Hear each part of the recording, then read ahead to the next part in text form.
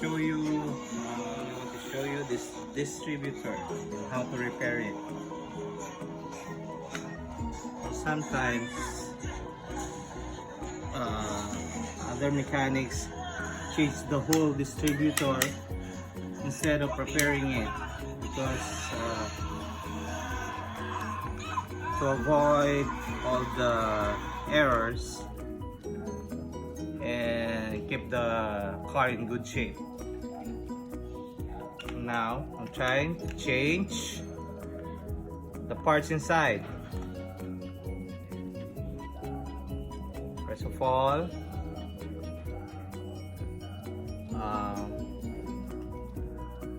old parts become so what do you call this? It's crunchy. It's a bit Crunchy. Ano to? it's a bit breakable because of the hot condition of the engine. Now we are going to change the part called igniter. Here, I have the parts here. It's called igniter. This is the one that ignites the ignition coil to put spark on the distributor cap with the high tension wires going to the spark plug.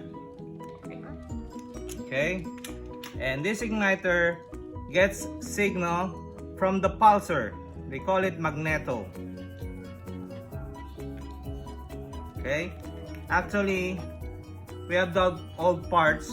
Oh, I've already changed this part. This is called the distributor cap, and there goes the points. Those are the points. This one is the new one, so I've already changed it to a new one. And this one is the rotor that distributes the spark, and this is just a cover.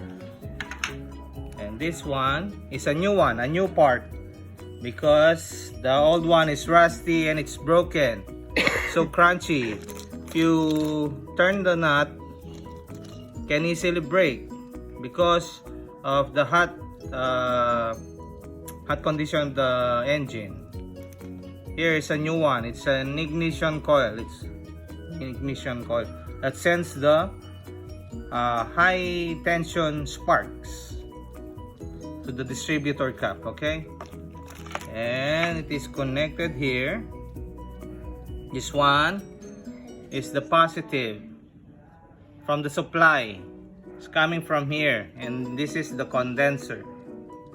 Condenses the power. It sends to the coil, to the whole system for the supply. And this is the pulsar. It gives the signal to the igniter. Okay, this is the igniter. And then this igniter ignites this ignition coil. That's how it works. That's the system, okay? Okay. You need to change the parts now. And we need to put the igniter, we need to connect the pulsar. As per my I need to check the connections. You should take a picture of it before you dismantle so that you remember all the connections. Okay, there it is, and that's the igniter, the old connection. The brown one is in the extreme and the white one is in the middle. Right, the white one is in the middle and this is in this extreme, just like that. No, just like that.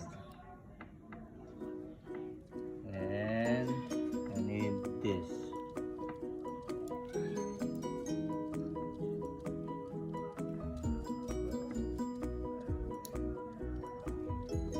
need my eyeglasses.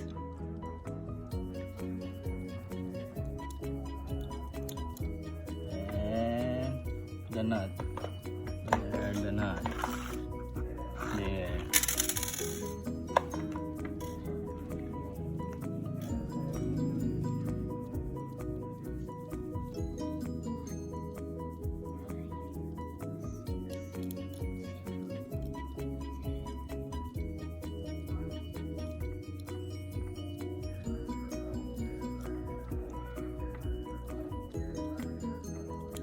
First,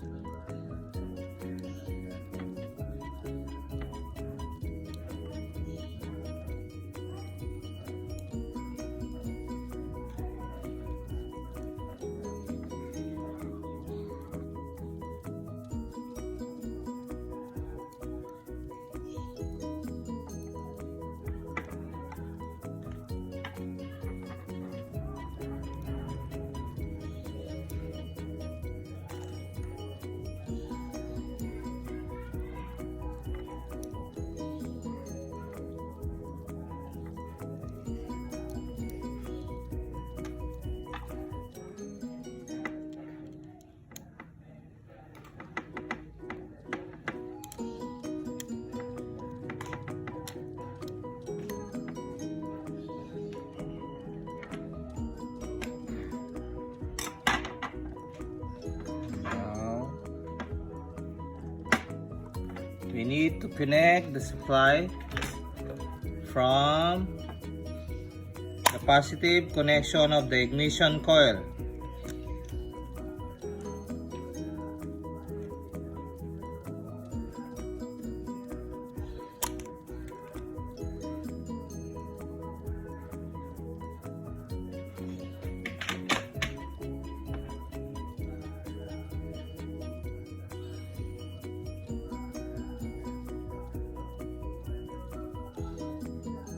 This is the positive supply of the igniter.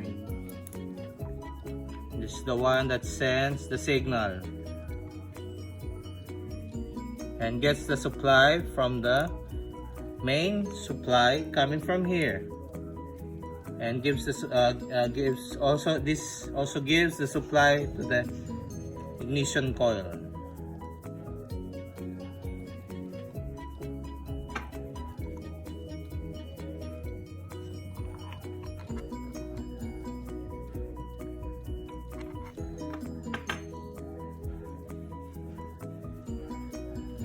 Need to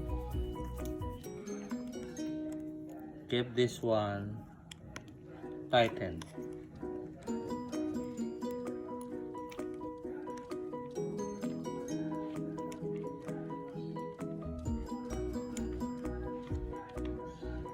Okay, there.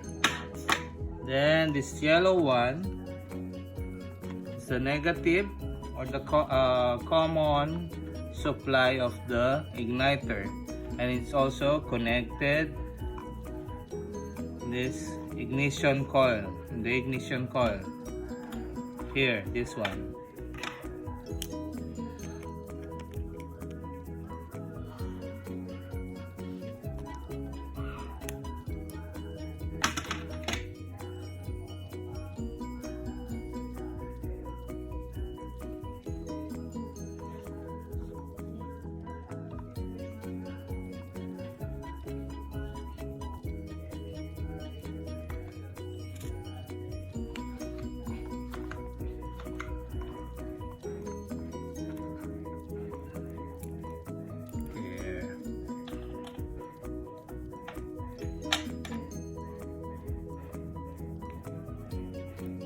So to make completion of the continuity, the negative and the positive side of this igniter to the ignition coil.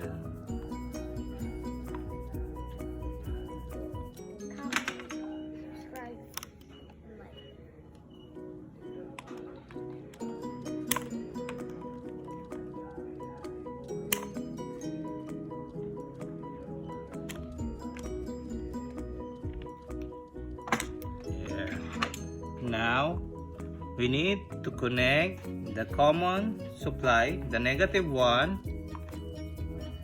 here, so that it will get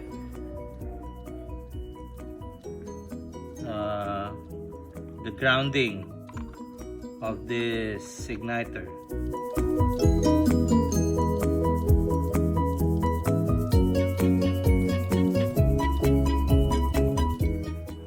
Oh, by the way, I want to show you the old part that being replaced. This is the old igniter. See, can be easily broken, so crunchy.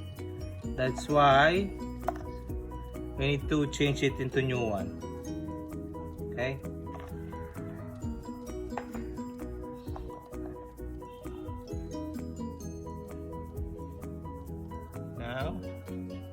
Now we're going to put the nut and to fix it from the ground itself in the body of this distributor.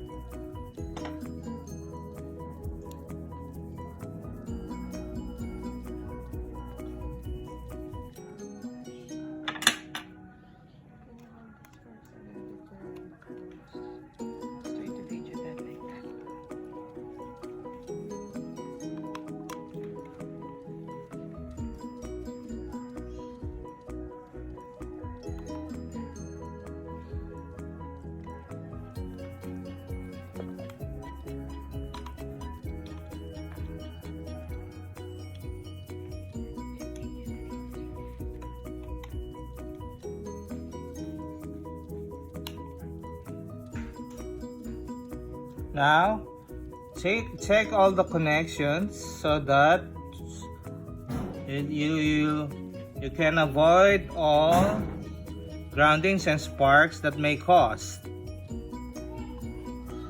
and keep all the wires safe.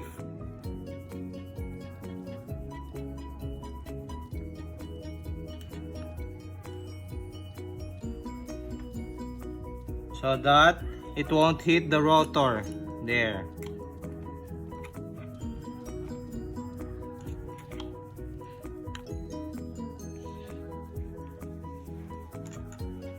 You need to avoid these wires from this rotating rotor and all the wires from the pulser.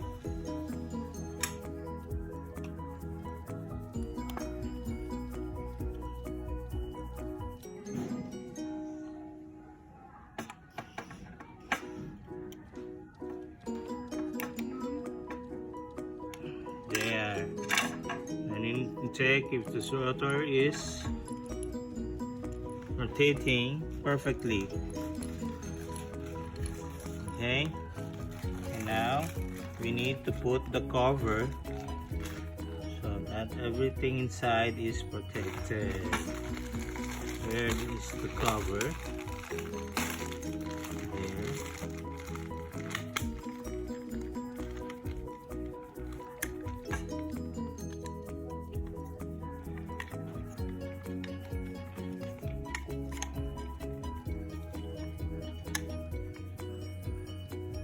Put the rotor.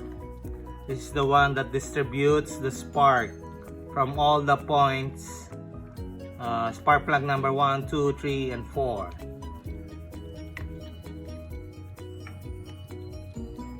There. Now, wait, we need to check the wires first, and if there's grounding. Check all the positive points, I mean the positive sides, if it's shorted with the body, with the negative side. And use this tester and put it into ohms for the continuity testing. There. And we need to check, this is the positive side. Let's check if it moves, it's shorted to the body. Oh, see? Now it's a bit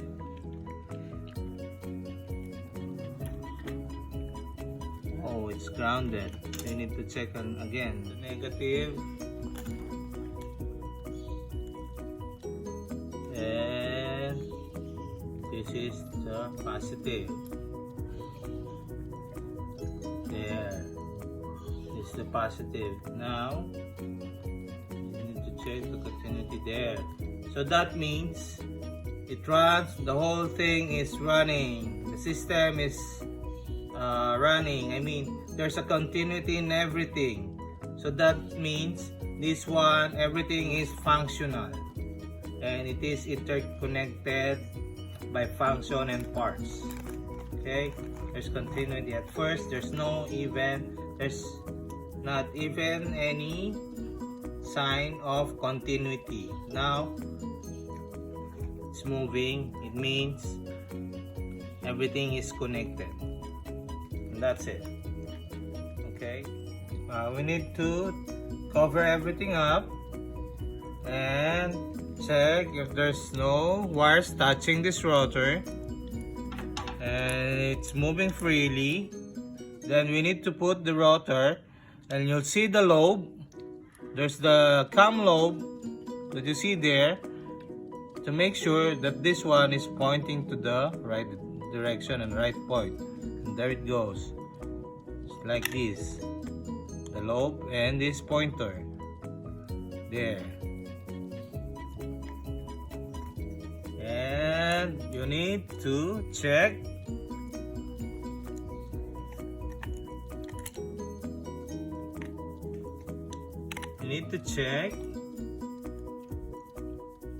the timing mark. There's the timing mark on this one, and it should be aligned.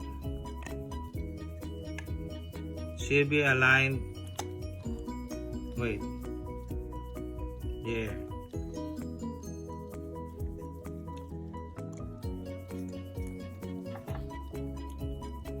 How come it's like it's moving?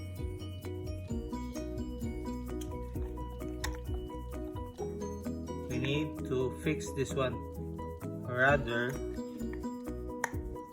hold it there, so that this rotor is moving freely.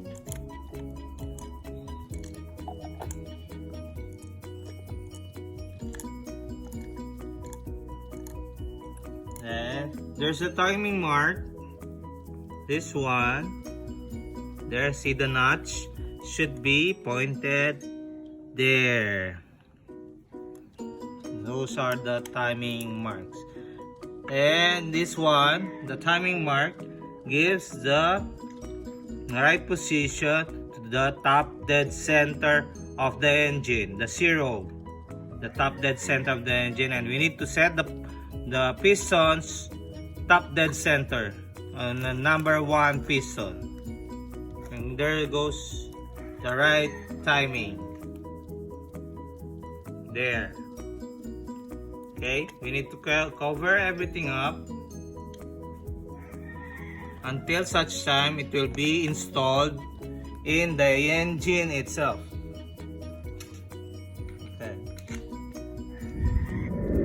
And now we put the cover back, and it's already complete. And it's like we have a new distributor. Okay, and that's all, folks, and thank you very much for watching. Don't forget to like, subscribe, and share, and please don't forget to hit the notification bell. Thank you very much. See you in the next episode. Install it in the engine itself. Okay, bye.